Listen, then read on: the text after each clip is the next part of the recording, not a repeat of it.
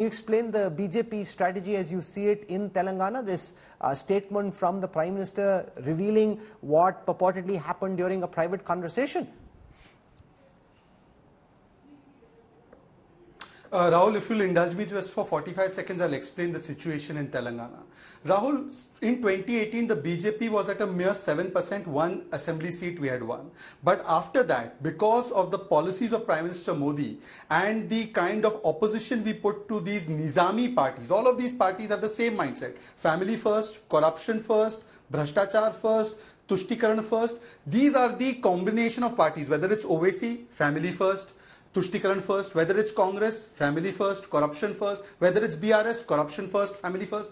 BJP was the only alternative, and therefore by 2019 we secured a 20% vote share, 4 Lok Sabha seats. Then in the GHMC elections, we became the #2 party, we became the foremost challenger. Then in the bypolls that took place, Dubakka and Huzurabad, we won those bypolls, and in Munugoda, the Congress has been relegated to 3rd position. We are the ones challenging the BRS.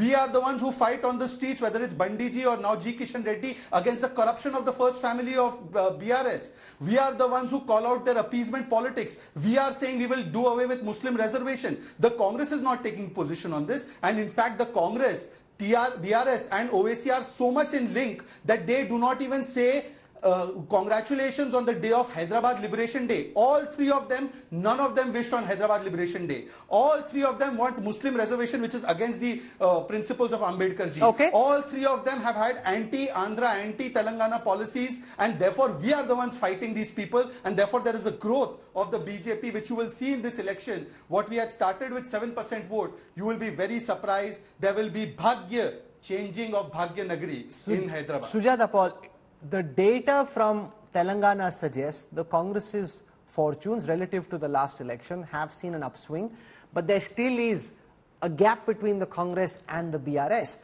which essentially means that you really woke up after the Karnataka elections. If your party had been active before the Karnataka results came out, you probably would have had a good chance. This is exactly like Gujarat 2017, where when the writing is on the wall, you suddenly read it. Before that, you simply don't have the ability to join the dots and start building a campaign. You've now started trying to set up your party's campaign in Telangana a little late. No, not at all, and ever since we've got our new party chief in Telangana, he has been working really hard and working on the ground. If you actually check out, even Google it out, you'll see how, the kind of work he and his team has been doing all across Telangana. Telangana has a whole lot of issues, especially related to farmers, and they have not found a solution to that, because we all know that they depend on monsoons for irrigation. Now, that is not the solution for farmers, and there are a whole lot of other issues. I'm not going into details about that. And if you heard what the BJP spokesperson said right now, he's only, indulging in whataboutery. He doesn't even know what the issues of Telangana are. When you talk about BRS has been Bharatiya Janata Party's Rishtedar Samiti, and people have realized it. And today the mood is against Mr. Modi. If you look at any state, the BJP has been going into electioneering with Modi ji's name. But now they are talking about something else, about the Kamal ka Phool. But in Telangana, wasn't it Mr. Modi who said that what will happen to the minorities? He suddenly started questioning. So I want to go across to Nagarjun Dwarkanath. He is heading our coverage in Telangana. Nagarjun, you saw the Karnataka campaign, and the question is, how will Telangana be different? We've got Dr. Sanjay Kumar from the CSDS as well. Telangana is the one big southern state where the BJP was hoping to make inroads after Karnataka. From the highs of the Hyderabad Municipal Corporation elections to now, the BJP's campaign seems to have come off the rails to some extent. Now the Prime Minister, JP Nadda, Home Minister Shah, trying to infuse some energy into it. Do you think it's now, at least in the short term for this assembly election, got derailed, or can they still bring it back on track? Sanjay Kumar.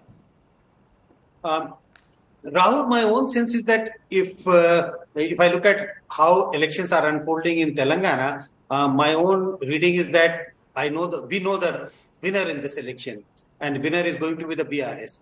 It's only a question of how big the victory would be and how small the victory is going to be. The real interest is about number 2 and number 3. And I'm getting a sense that I'm slightly getting a clearer picture that it is Congress which is going to be number 2, but a distant number 2. I don't see, even if Congress has gained some momentum going by some of the opinion poll data which has been released by various people, but I don't get a sense that Congress will be moving in such a fast pace that they will be able to overtake the BRS. So it is a state, I think, where, in my opinion, the winner is already decided. It is the BRS which is going to retain power in Telangana. Remember, the BRS won very big last time, so even if other parties try and catch up, they may reduce the gap. You're saying that it's unlikely that the trend itself will change. Nagarjun Dwarkanath heads up our coverage in Telangana. He's joining us now. From there, Nagarjun, you saw the Karnataka campaign. What are the similarities and dissimilarities that you see? And when you interact with voters, pundits across the state, what sense do you pick up building up to the Telangana elections? Well, post the Karnataka elections, the morale in Congress party has completely changed. In fact, 2 months back or 3 months back, if you spoke to the leaders here, they would not believe that they were even coming close second, and it was not a game at all. But now, if you go to the Gandhi Bhavan here, the Congress office, there's action going on. People have a sense of feeling that they're almost close to the finish line if they can get their act together. The guarantee scheme, they feel that it's working well, especially the price rise of cylinder. The Congress here has announced that subsidy rate and 500 rupees per cylinder would be given. So that is a big hit here among rural people, as well as the women, 2,500 rupees for every household for every woman. That also is seen success, is what the Congress insiders are saying. While the BRS is saying Mr. KCR is more like the Prime Minister himself. One-man show where if he comes to the marketing and campaigning that day, it's his day, is what the BRS party feels. So largely they are depending on KCR to come campaign in 80-odd seats in the next 1 month so that they can cross the finish line. Insiders in the BRS feel that there is certain level of anti-incumbency for the MLAs, but the image of KCR still remains intact because since day one, he's been given welfare schemes. Raita Bandhu, Dalit Bandhu schemes have been tremendous hit here in Telangana with the 2 BHK flats also. But what has set the cat among the pigeons, Rahul, is the Prime Minister's explosive statements that Mr. KCR wanted to join the NDA. Now minorities had consolidated towards BRS in the last election. With this message from the Prime Minister and the statement, there's a ripple effect within the community that should they go with BRS, should they go with MIM, or should they go with Congress? While MIM is only contesting in a small pocket of Hyderabad, the parliament constituency, 8 to 7 seats, but the rest of the Telangana, the Muslim community had voted for BRS. Can the Congress take away at least 40% of it?